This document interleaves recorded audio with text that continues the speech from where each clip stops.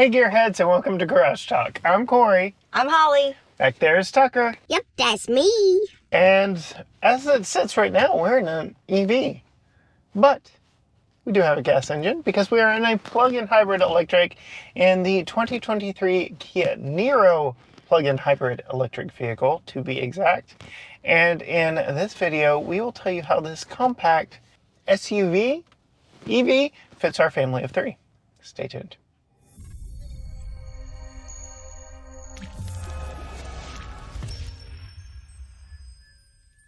The review of this plug-in hybrid vehicle is brought to you by Lectron EV Chargers. This VBox 48 amp unit was supplied to us by Lectron.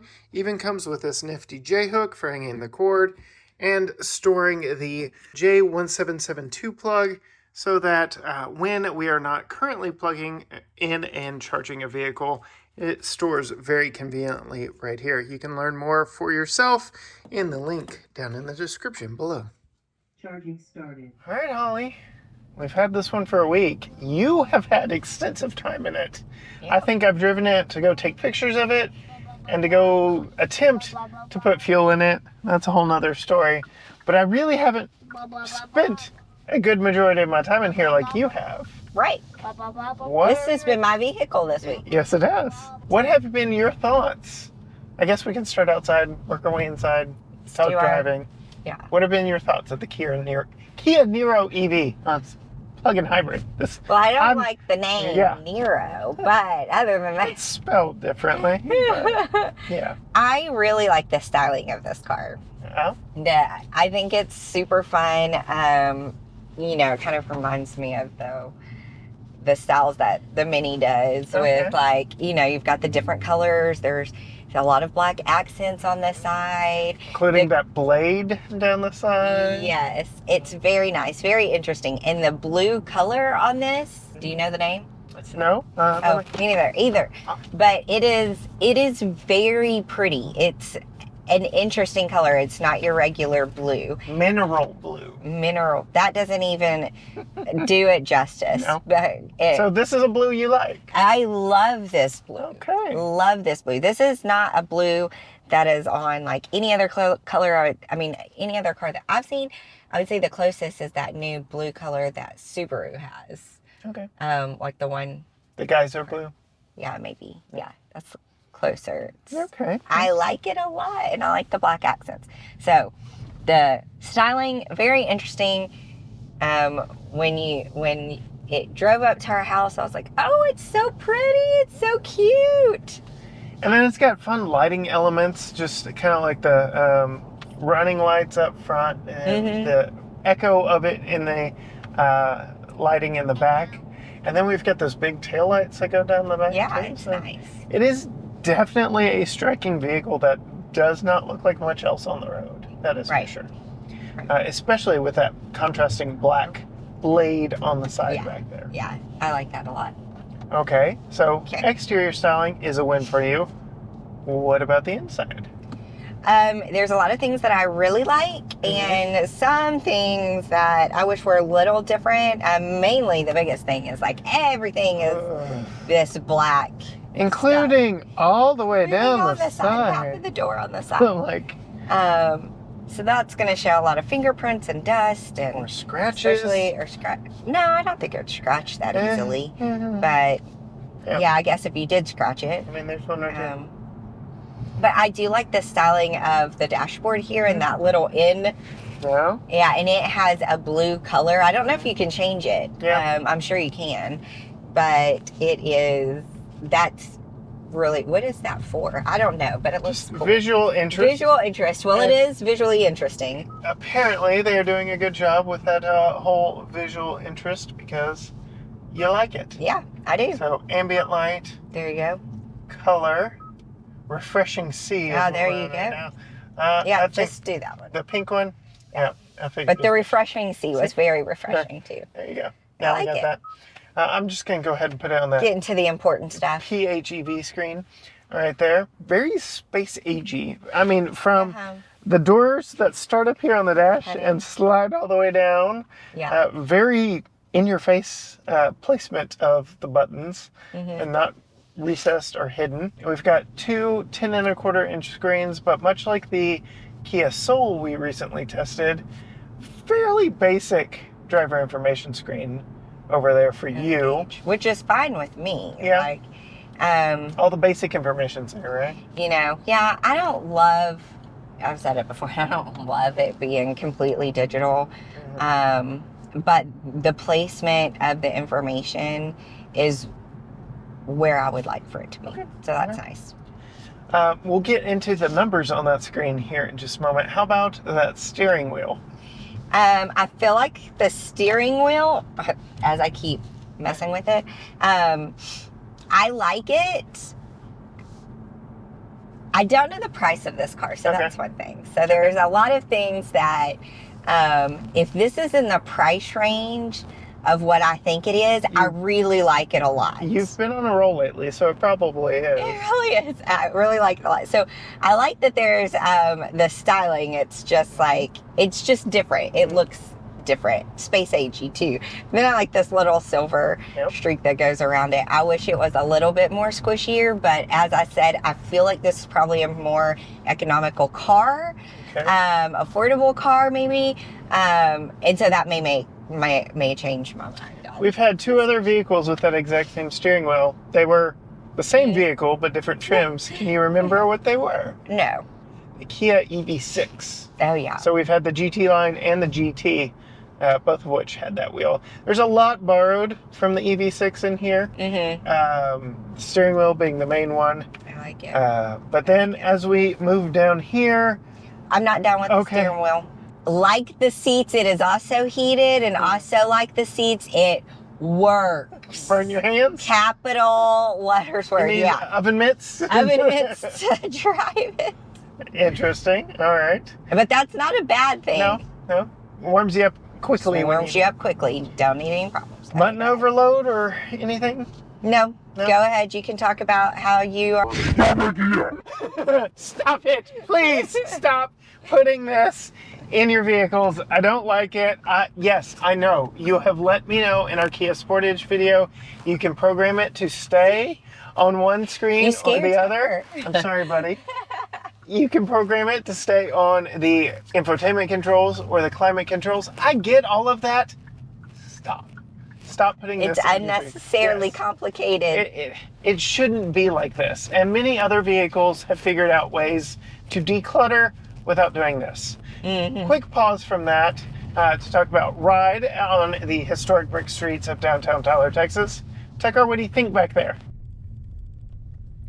A little bumpy. A little bumpy. That right there was bad. the biggest bump along the road. But yeah, pretty good ride. But all right, back to my soapbox. Yes, this does have the dual function climate control and radio controls. So we only have two knobs up here. Currently volume and tuning. I hit that button right now. Now it's our dual zone climate control. It's unnecessarily complicated. Yes, I know you can change the volume on the steering wheel. A knob is easier. Yes, I know you can program it to do whatever. I don't care. Shouldn't have to. Is my point. You think it would get easier if you owned the vehicle? I've heard that it does, but it just, I don't want to have that extra thought of what screen am I on when I go down to reach to adjust. Yeah, because we have definitely pressed things we didn't mean to. Yes, and to your point, yes, if you own this, you would probably get used to it. We're in a new vehicle every week, so I get it, but I don't get it. Yeah. I shouldn't have to. I shouldn't have to get it. And the more automakers dual function this and that, the more distracted the driver is going to be. That is just how it is. And even if it's a split second thought of, oh, I need to push this button first before I turn the volume up, it's unnecessary complications to the whole matter. Are you done with your soapbox? Are we ready to go back to my thoughts? Yes. Sorry. It gets worse in my video. I'm sorry. Storage. Yes. Is interesting. So you have these here that are the cup holders, and you can pull them back. Yeah. And then there's like space back here. Yeah. Not sure that I like that. And then this guy is very, very small. Yeah, but this does pull out if you tug on it hard enough. So But much then all your stuff is like out. exposed. Yeah, and it would slide down this way. So yes, much like And it is not damp. no, or felt covered or anything. It's gonna rattle. Oh, not damped. Yeah. That's the wrong word. it- Felt covered. Yeah. So much like the Hyundai Kona that we recently tested, lots of open storage that is not The best. But there is the storage in this door. is awkward. You think it? No, not here. down here? Okay. Down here. I like it. It's Okay. like right at your arm length, Okay. and it's not hard to get to. A lot of times I feel like the storage in the door, it's there. But like if I were to try to, especially like the ones that have the cup holders, and this may have one. It Yeah, does. It does. I'm like, well, to get a cup in and out of there, I'd have to spill it all over the place to even get it. So why would I do that? But this one is not that way. Yeah. The side door. And then we do have a glove box with a button to open it. That is decently sized. Yeah. So that's not too bad. You got a little sunroof. Mm-hmm. I like that. What? Interesting. How do you feel on space in here for our family of 3? I feel like for our family, it is a nice amount of space. It's a fun amount of space. For a family of 3, I think if you had any more, it might get a little more crowded. Or grown especially kids. if you have a couple of teenagers. Like I think one teenager in the back would be fine. Yeah. But if you have like a couple teenagers, it may be a little bit. That is one thing that I do wish. I really like this car a lot. Oh. Like, only driving it around have I been a couple of things I'm like, I don't love that so much. Such a. But when I've already talked about Okay. like the black stuff, the storage. But you would. But when I first got into it and saw the car and drove it around my first few days, I was like, oh, this is it. I love this car. And if it costs like around the range I think it does, this is a great, fun car.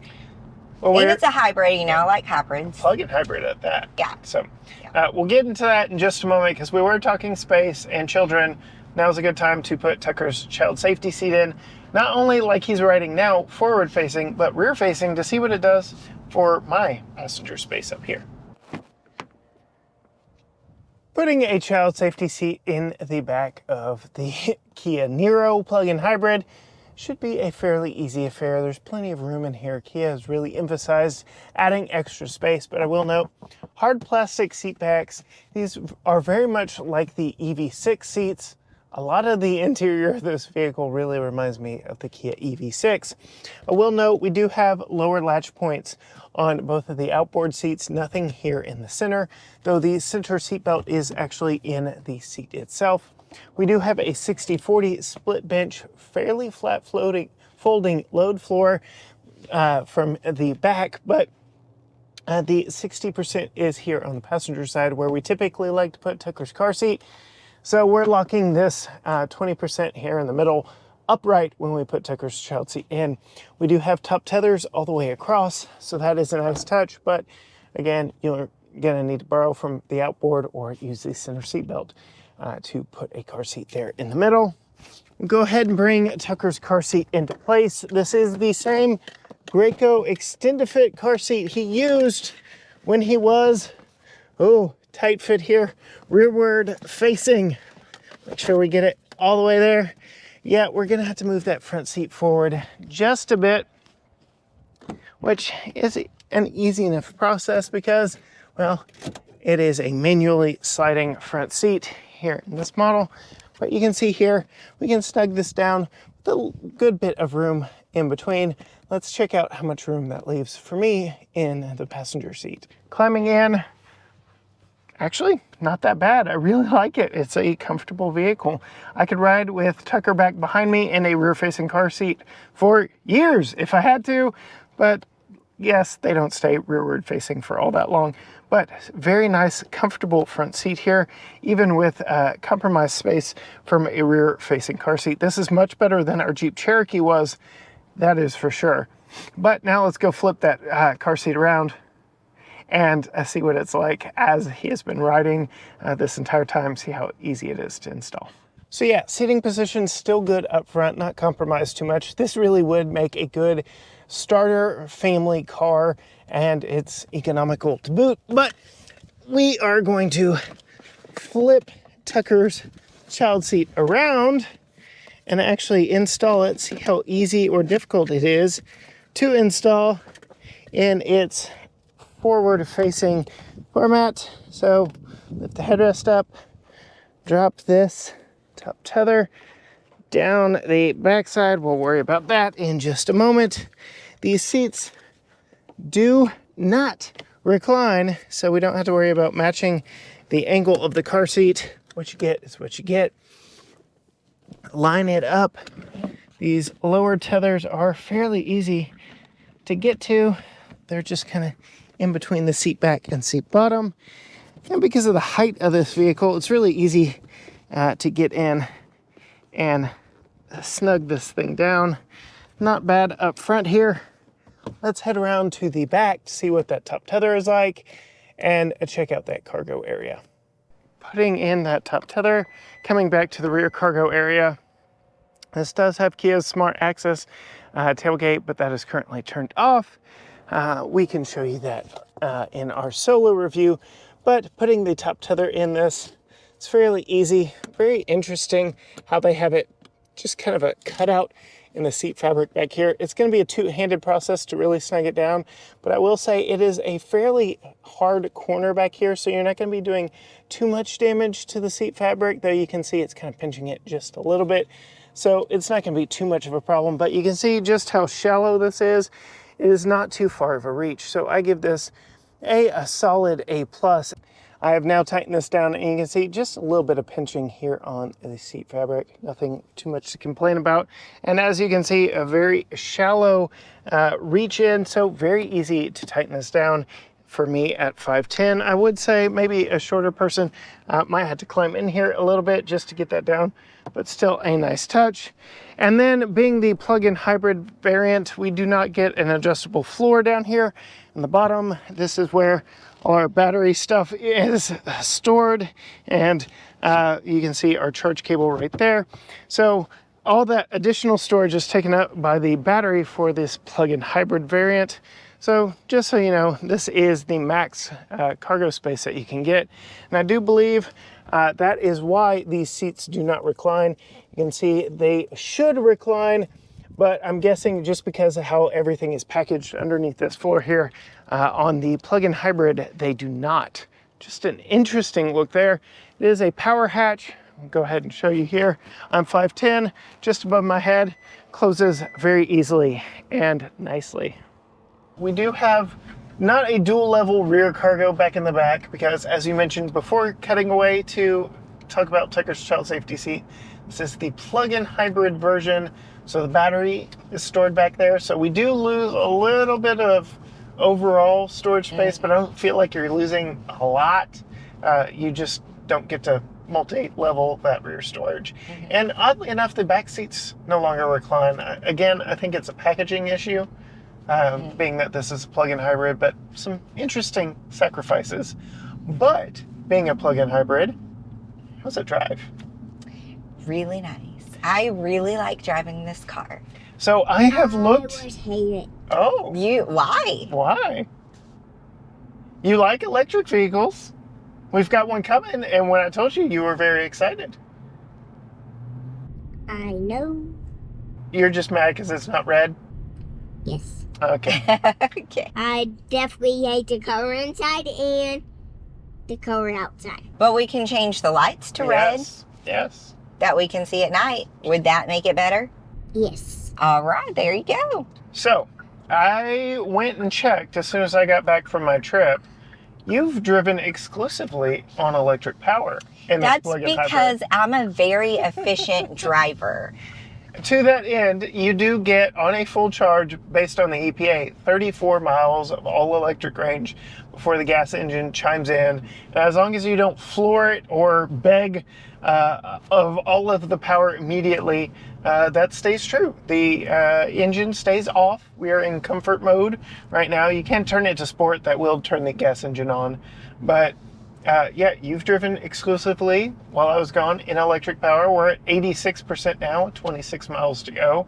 So for a typical commute, you would never have to use gas, but then you can load all your gear up and take the same vehicle on a vacation, which is why you and I love plug-in hybrids. I love it. And we have taken a plug-in hybrid on a long trip and loved the fact that we could do electric or, yeah. So That was nice. Yep, very much. So that was pretty good, if I don't say so myself, and I like how we're not having to pay for gas in this. So, which brings us to those numbers back on the gauge cluster back there. I've been watching your engine RPMs are at 0.0 because the engine has not come on while you've been driving. Since I reset the trip computer, 23.7 miles driven, 2 hours with the vehicle on, 999 mpg, and that's only because that's as high as that goes up. It's 999 miles per gallon. You've used no fuel, and you could use no fuel in this as long as your commute to and from is under 34 miles and you drove economically, which is just a huge win of this vehicle. Yeah, some other features you haven't mentioned are there is dual seats, dual memory seats, two, I don't know why I'm getting all funky, 2 memory seat buttons, which is nice. Yep. Not a head-up display. Yeah. But fairly easy to read digital gauge. Yeah, it is. It's exactly where I'd want it and the size and all of that. I do wish the back of the back seat, of the back of the seat was a little softer. It's on the firmer side, but not uncomfortable. I wish this were a power seat. Okay. And then you do have lumbar, at least on this side. You don't have lumbar? Well, so that is something. We have a Qi wireless charger, USB-A interface for wired Apple CarPlay and Android Auto, USB-C power up here for power, and USB-C power on both of our seats for the rear seat passengers. So nice. Tucker had something he had to plug in. He could. He could. Any other thoughts before I bring out the window sticker? No. No. We're done. Goodness gracious me. We've shared all we could share. All right. So on the fuel economy front, yes, 35 miles of all-electric range as it is rated. The 1.6 liter 4-cylinder engine in this can get you up to 48 miles per gallon on the highway on gas alone. So if you were road tripping this and you used up the 34 miles of electric range to get you to the highway, which we would probably get close to doing based here in Tyler, Texas, by the time you got to the highway, you'd be getting 48 mpg, which is better than my car. Wow. Which is a very fuel-efficient vehicle. This is it's just great all the way around. So there is that. Care to guess the price? You seem to have a number firmly planted in your brain. It's at least a number that I hope it is. Okay. I am thinking 37. Oh. Too low? A little bit, yeah. 42? Too high. Oh, there we go. Okay. 41. That was my range, 37 to 42. 41,635. Oh, see? Okay. As this one is equipped, this is the SX Touring model. It starts at $39,490. We have the options of the cold weather package, those heated seats. And there are ventilated seats in this too. So. And Tucker's got heated outboard rear seats as well. Carpeted floor mats, the black exterior trim all adds up with destination to $41,635. So, and being a Kia product, best warranty in the business, 10-year, 100,000 mile. So, excellent. You've loved Kias. This one is obviously no exception. No, I really like this one. Yeah. I left you with the better of two vehicles when I left to Dallas. Huh? No, I mean, I'm not going to say no. But it is one that I really like. I really like driving it. I like that Kias are affordable, but then their styling and stuff is interesting and feels like it's luxury. I would rather have an affordable vehicle that feels more luxurious and has more features than drive a more expensive car for the name. And it feels like I'm sacrificing for the name. Yeah, I would rather drive something more comfortable. And then we didn't even talk about interesting, unique materials, I like but all kinds of fun stuff in here. Yeah. And on that note, It's a fun car. You want to see more from Holly from Tucker, go find her on Facebook and Instagram at Female Consumer. You can find all things GT Garage Talk at GT Garage Talk, Facebook, Instagram, X, TikTok, Threads, YouTube at GT Garage Talk, or you can go to gtgaragetalk.com. But as for us, in the Kia Niro SX Touring plug-in hybrid electric vehicle, until next time, gearheads. Bye.